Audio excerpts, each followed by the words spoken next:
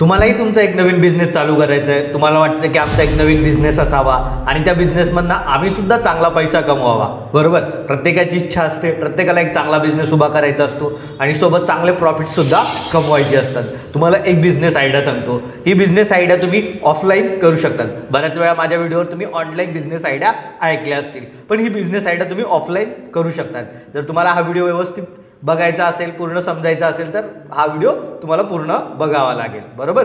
आणि यातनं तुम्हाला एक नवीन बिझनेस आयडिया मी जी सांगतोय त्याविषयी पूर्ण माहिती सुद्धा मिळणार आहे. तुम्हाला काय करायचं आहे, हे यूट्यूब चॅनलला सबस्क्राईब करायचं आहे आणि सोबतच आपला जो काही व्हिडिओ चालू आहे त्याला लाईक करायला सुद्धा विसरायचं नाही. आणि पुढची बिझनेस आयडिया कोणती बघायची आहे ते सुद्धा खाली कमेंट बॉक्समध्ये सांगायला विसरायचं नाही. आजची जी काही बिझनेस आयडिया आपण पाहणार आहोत त्याविषयी सुरुवात करूयात.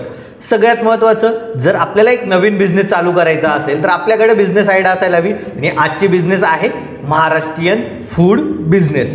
आता यामध्ये तुम्हाला वाटलं की अरे हे काय आहे, पण जर तुम्ही एक ऑब्झर्व केलं असेल, जर महाराष्ट्रीयन बिझनेस फूड यामध्ये जर आपण आपला एक नवीन बिझनेस चालू केला तर आपण लाखो रुपये आरामात कमवू शकतो.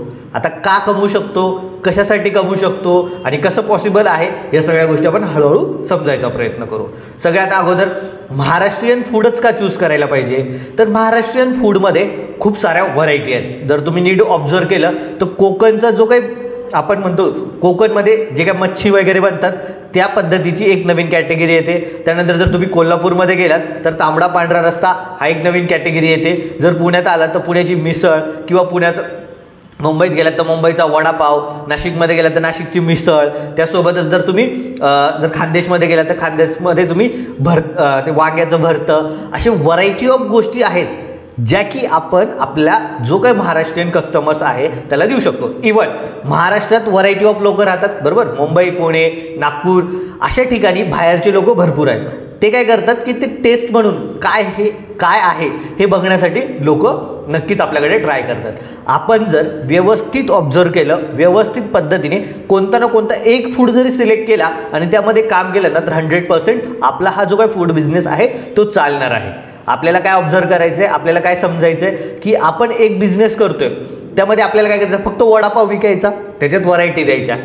जर आपल्याला जेवणाचा बिझनेस चालू करायचा असेल तर आपण काय करू शकतो, फक्त कोकणची जी मच्छी बनते त्या पद्धतीची मच्छी बनवून देऊ शकतो. किंवा आपल्या कोल्हापूरचा आपण काय करू शकतो, त्या ठिकाणी तांबडा पांढरा रस्सा तो देऊ शकतो. स्पेशल वेगळी अशी आपण मिसळ देऊ शकतो, बरोबर. किंवा आपण जर विचार केला तर आपण भाकरवडीसुद्धा आपण लोकांना देऊ शकतो. म्हणजे खूप सारे ऑप्शन्स आहेत ज्यातनं आपण आपला जो काही फूड बिझनेस आहे तो आपल्या महाराष्ट्रात उभा करू शकतो. कारण महाराष्ट्रात ज्या काही सिटीज आहेत त्यामध्ये खूप आजूबाजूचे लोक आलेले आहेत आणि त्या लोकांना खायला आवडतं, त्या लोकांकडे भरपूर पैसा आहे, ते आरामात खर्च करू शकतात. आपला विषय काय, आपल्याला जर एक फूड बिझनेस चालू करायचा असेल तर आपल्याला काय मोठी बिझनेस उभं करणं याची काही करणे देणं नाही. आपण सुरुवातीला एक छोटासा एक शॉप घेऊ शकतो आणि ते शॉपमधनं सुरू करू शकतो. सुरुवातीला जर आपण तिथून सुरुवात केली तर आरामात हळूहळू आपला बिझनेस हा ग्रो होऊ शकतो. आता मी हा बिझनेस का म्हणतोय, कारण फूड बिझनेस हा बेस्ट ऑप्शन असतो. फूड बिझनेसमध्ये जर तुम्ही चांगली क्वालिटी दिली तर कस्टमर हा रिपीट होत असतो. कस्टमर काय करतो की तुमच्याकडे परत जर आला की आपला प्रॉफिटसुद्धा वाढतो. फूड बिझनेसमध्ये जो आपण बनवायला खर्च असतो तो कमी लागतो आणि सोबतच त्यामध्ये प्रॉफिट जास्त मिळतात. जसं समजा तुम्ही जर एक ऑब्झर्व केलं तर तुम्ही नॉर्मली वडापाव बनवायला तुम्हाला 4-5 रुपये किंवा 6 रुपये लागतील, पण तोच वडापाव तुम्ही 15 रुपये 20 रुपयाला सुद्धा आरामात विकू शकतात. म्हणजे आपण जर प्रॉपर विचार केला तर आपण कमीत कमी एका वडापावच्या मागे 5 रुपये 10 रुपये प्रॉफिट मिळवतो. त्यामुळे हा जो काही फूड बिझनेस आहे तो बेस्ट ऑप्शन आहे. फूड बिझनेसमध्ये आपण इझिली जास्तीत जास्त कस्टमर मिळवू शकतो आणि सोबतच जास्त प्रॉफिटसुद्धा मिळवू शकतो. आणि सोबतच विषय काय की आपल्या इथं बाहेरचे जे लोक येतात ना त्या लोकांना आपल्या इंडियन फूड किंवा आपला महाराष्ट्रीयन फूड काय आहे हे त्यांना खूप उत्सुकता असते समजून घ्यायला. त्यामुळे ते टेस्ट करतात आणि त्यामध्ये सुद्धा आपल्याला माहिती की आपण खूप कमी प्रॉफिटमध्ये ते विकतो, बरोबर. आपल्याकडे काय असं नाही की पिझ्झा बर्गर सारखं की 200 रुपयाला 300 रुपयाला पिझ्झा आहे. आपलं काय 40-50 रुपयाला. पण त्या ठिकाणी सुद्धा एक ऑब्झर्व करायचं की ज्यावेळेस आपण एक नवीन बिझनेस चालू करतोय त्यावेळेस त्या बिझनेसला क्लिनिंग व्यवस्थित असणं गरजेचं आहे. लोकांशी इंटरॅक्शन करताना थोडं स्माईल देऊन तुम्ही इंटरॅक्शन करा. त्यासोबतच काही लोकांना तुम्ही व्यवस्थित ऑफर वगैरे करा.